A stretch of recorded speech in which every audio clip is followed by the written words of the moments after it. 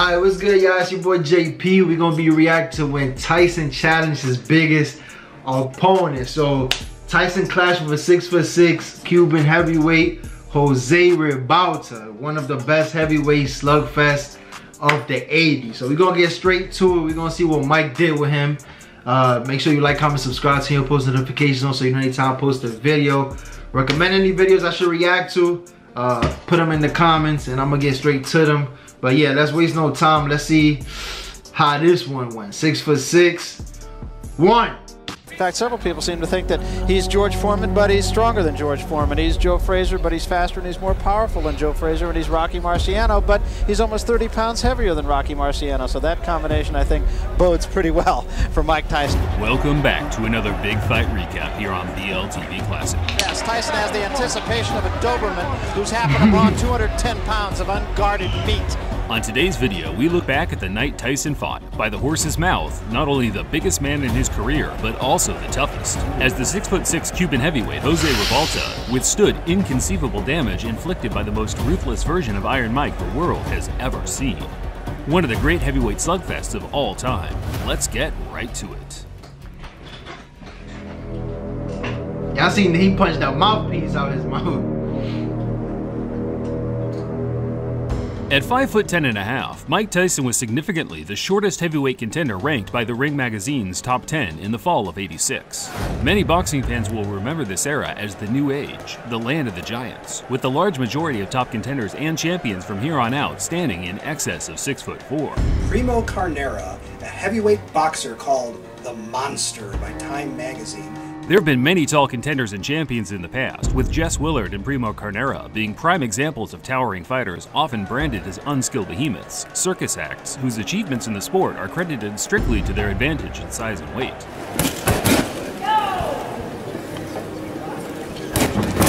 That notion changed drastically with the introduction of world-class trainers such as Eddie Fitch and Emmanuel Stewart, who were fixated on not only utilizing the physical advantages a sizable fighter possesses, but more making their boxing skills comparable to the guys a half a foot or so shorter than them. But right now, Lennox Lewis is giving an old-fashioned whooping to David Tua. Once Riddick Bowe and Lennox Lewis became the dominant force in the division, big men have ruled the roost ever since. When I was young, I used to always say, God, I'm just a midget. I'm never gonna grow. I'm never gonna be anything. Dang, I ain't even know Fury was 6'9". That's a beast right there. I'm too short to do any kind of sports, anything. But then, you know what I mean, I started believing in myself and things worked out right. It's all about heart at the end of the day. Jose Ribalta was one of those classic, long-rangey fighters that dominated the amateur boxing circuit in his teens due to his size being perfectly cohesive with the classy, dance-like boxing skills taught to him at the home of Cuban boxing in the States, the 5th Street Gym in Miami. Mike Tyson, here I come. Here I come. Better be ready. Better be ready. By the time Jose turned pro in 1982, he was the #2 rated amateur heavyweight in America, and he used his skills to defeat the usual suspects of journeymen such as David Jacko and Rick Keller in the coming years. Well, he goes up against Jose Ribalta, who has to be considered a threat. Jose was robbed of his first moment of genuine boxing notoriety in his 1985 clash with the soon-to-be heavyweight champion James Bone Crusher Smith. Everyone outside of 2 of the 3 ringside judges felt he won with relative ease. However, dubious decisions are unfortunately a part of the game, and as many fighters have displayed in the past, early setbacks can either make or break a character. And during the Tyson build-up in July 1986, Jose seemed to be peaking, not only physically, but mentally, certain he would be the man to stop Tyson's 25-fight unbeaten streak. There's a man that could beat Mike Tyson, is Jose Ribalta. There's going to be a lot of people surprised down in Miami when he knocks him out. When Mike Tyson hurts a guy, he puts him to sleep. If he tags Jose, I hope he don't think Jose's going to lay down. He just better be ready to take another shot. I'm not going to take no credit away from him, but to this day, he hasn't faced anybody that can punch like Jose. Stop it. Maybe, yeah, probably at that time, but managers be talking crazy and they get their fighters beat up talking all this craziness, man. Come on, man. You know what Mike Tyson is about. But I know he's never been in there with a fighter like me. Watch me fight.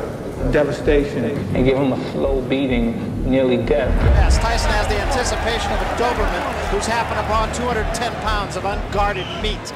Tyson met Ribalta at the Trump Plaza Hotel in Atlantic City on August 17, 1986. The tension between the two created a legendary atmosphere among the lucky 1,000 people in attendance. Tyson's snarly grimaces were met by Revolta's death-defying eyes. It was clear to the viewing audience that they were in for a special night of heavyweight boxing action. Just as expected, Tyson is right in the chest of Revolta. Left hand at all times. Big right hand again. Yeah, just tremendous body shots and what an uppercut. Counter right hand by Mike Tyson is invited. Oh my God! There was an uppercut. What a shot. A classic right hook to the body, right uppercut combo put Revolta down at the end of the second round. The sheer power of the uppercut would have been enough to send 99.9% of every human on Earth to the shadow realm. Yet, to the crowd's surprise, Revolta made it back to his feet with enough stability to slug it out until the end of the round.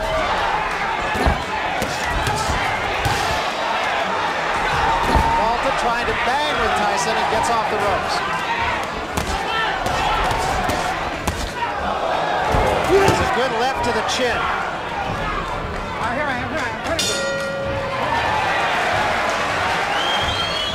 Acknowledging Revolta's resilience, Tyson elected for the water in the basement approach in the next few rounds, hammering Jose to the body to try and soften his core.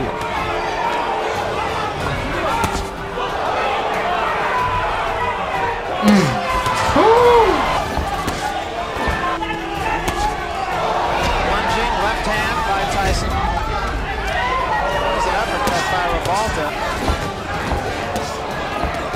I mean, no one expected too much from Revolta. It was a combination from Revolta and also a low blow by Revolta. And also, like Tyson's corner safety. That was a good left hand. Oh! There was a big right hand, and that hurt Revolta.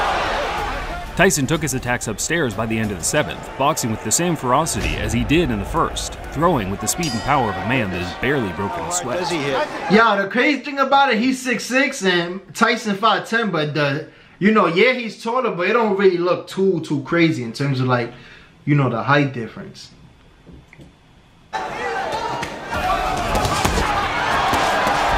Jose got the worst of that one. Mouthpiece goes, and Tyson is on top of him. There's a big right hand, and Revolta is about to go.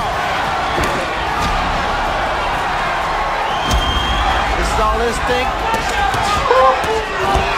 Another big right hand, back to the body. There is no spring. There's a smashing left hand, and wisely, Tyson seemed shocked that Revolta had made it to his feet again. Yet, instead of taking his feet off the gas and cruising to a unanimous decision, he wanted to entertain the fans by closing the show. Oh, another big left hand. That's a fighter. Oh! Oh, what a shot. And Revolta's down. And that's it.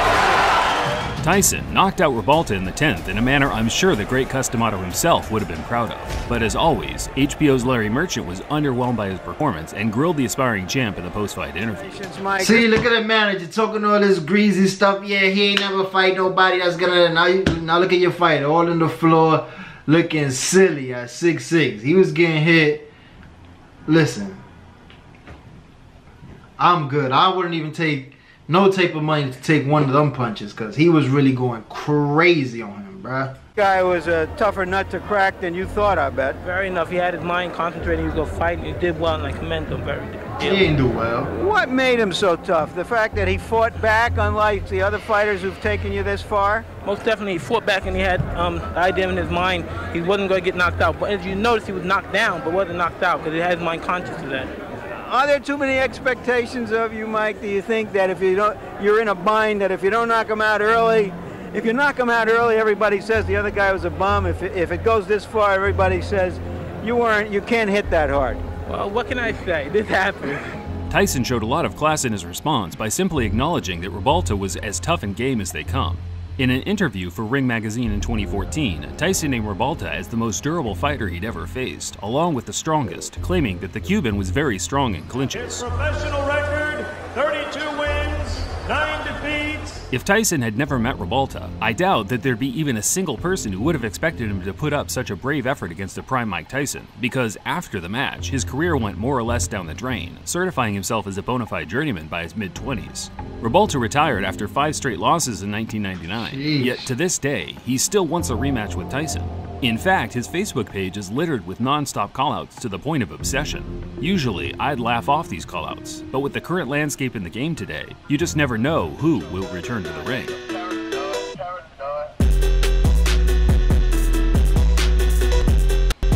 See, now he's doing a little too much, bro. Like, you old, you know what I'm saying? You can't get in that ring with Mike Tyson right now. You see what Mike Tyson can still do. He can still fight.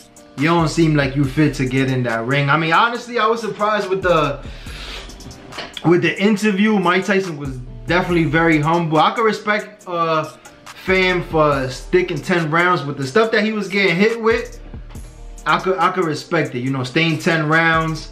But yeah, you gotta hang it up, bro. You too old to be trying to fight Mike Tyson right now. Like, Mike Tyson could really get in that ring and send you to G.O.D. and I don't think you want that anytime soon. But it's the end of the video, y'all. Y'all let me know y'all comments how y'all feel about this fight. He was getting hit with everything. Yeah, let me know how y'all feel, what you think. Recommend any videos you'd like for me to react to, and I got y'all. I'm gonna get them done. But yeah, to the next one, I'm off this. Oh!